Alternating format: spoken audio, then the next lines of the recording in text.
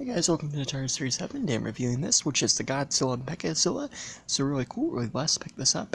It's pretty neat. We got Godzilla in the background there. We got that there. We got name, 65 anniversary. I believe this came out last year, but either way, it's really cool. Then we have the other characters in the back, and yeah, let's open this up. So I gotten a little sidetracked from these, but yeah, Mechazilla, he just looks really cool.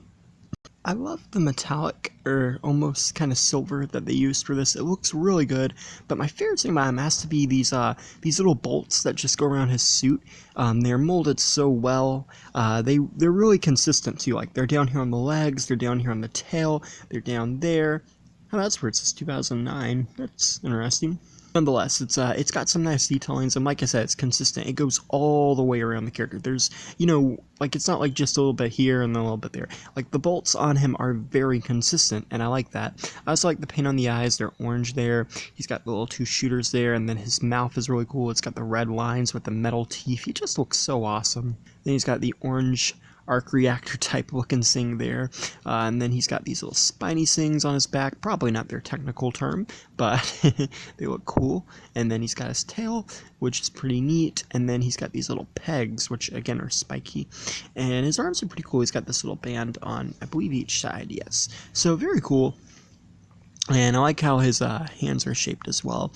But again, I really like the consistency about him. I like how the paint, it's a little bit gray, but it's mostly silver. It's gray where it needs to be. And yeah, again, I really like that they made the bolts consistent. And it's a really nice looking sculpt.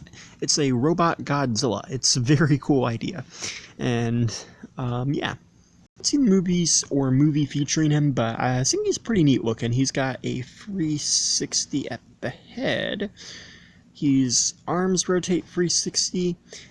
That's about it. The articulation on these isn't much. And again, I mean, does it really have to be that much? Like, if they're giant monsters, they're not going to do, like, somersaults or anything, so I'm okay with that.